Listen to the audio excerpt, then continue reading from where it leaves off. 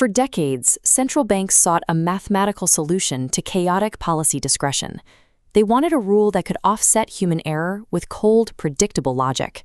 In 1993, Stanford economist John Taylor introduced the first coherent, formulaic theory for targeting interest rates without relying on subjective judgment.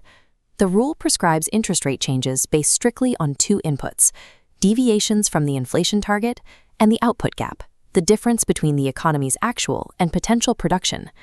This chart plots the rule's prescribed rate against actual Federal Reserve policy in the 1980s and 90s. The two lines tracked closely, proving its accuracy. Following the 2008 financial crisis, the model broke.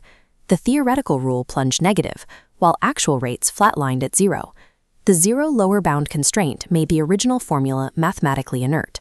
The Fed could not cut rates into the deep negatives the equation demanded.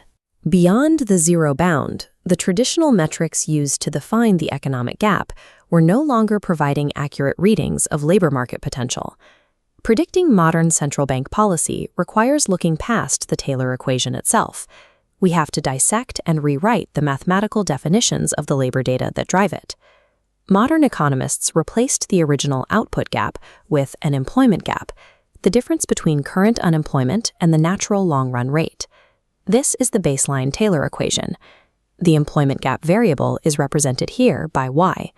Using the official U3 unemployment rate as a proxy for Y is inaccurate because it fails to account for distortions in the labor force participation rate. This chart shows the collapse in U.S. labor force participation between 2006 and 2016, a period where millions exited. Demographic analysis reveals two distinct layers. Aging and retirement account for 58%. The remaining 42% is cyclical discouragement. These discouraged workers represent hidden unemployment. They stopped looking for work due to economic conditions, which removes them from the official U3 calculation. To find the true economic slack, we hold the participation rate constant and adjust only for the aging factor. This adjustment changes the narrative of the recovery. While the official 2016 headline unemployment rate was 5%, the actual cyclical unemployment rate was 8.1%. When demographic aging masks cyclical labor damage, plugging unadjusted U3 data into a policy rule leads a central bank to tighten the economy prematurely. Replacing U3 requires a broader measure of labor utilization that is less affected by long-term supply trends. Atlanta Fed researchers propose the Z-POP ratio, which calculates the share of the working-age population that is fully utilized, meaning they are working full-time, working part-time voluntarily, or do not want a job.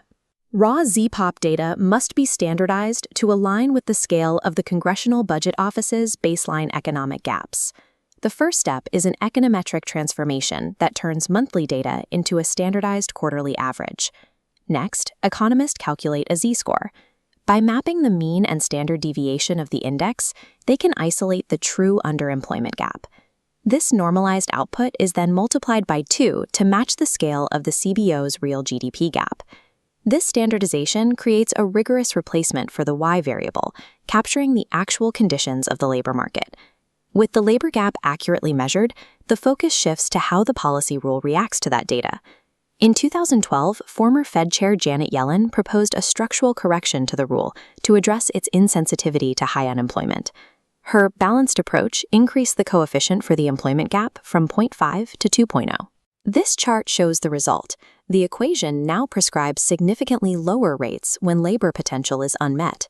In 2021, the FOMC introduced a final structural update known as the shortfall rule. Under the shortfall rule, the employment gap variable is bounded so it cannot fall below zero. This creates an asymmetric policy. The Fed stops raising rates simply because employment levels are high, as long as inflation remains steady. The rule changed from a symmetric response to an asymmetric one, prioritizing the recovery of cyclical labor dropouts over theoretical employment limits. Even with accurate labor data and an asymmetric equation, a pure mathematical rule fails to account for institutional friction. Central banks rarely move as rapidly as a raw Taylor rule suggests. Without inertia, the rule prescribes immediate jumps of several hundred basis points, seen in the volatile dashed line of the 2021 shortfall rule. Economists apply an inertial factor, a mathematical dampener limiting the rate's movement to a fraction of the distance towards its target each period. This creates a rate path that responds to data without resorting to unrealistic jumps that contradict central bank practice. When we combine these adjustments, Z-pop standardization, shortfall asymmetry, and institutional inertia, the resulting curve aligns with the consensus in the overnight index swap market.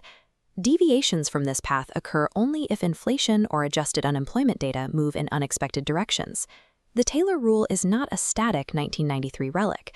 When integrated with updated labor econometrics, the model provides a consistent framework for forecasting interest rate paths.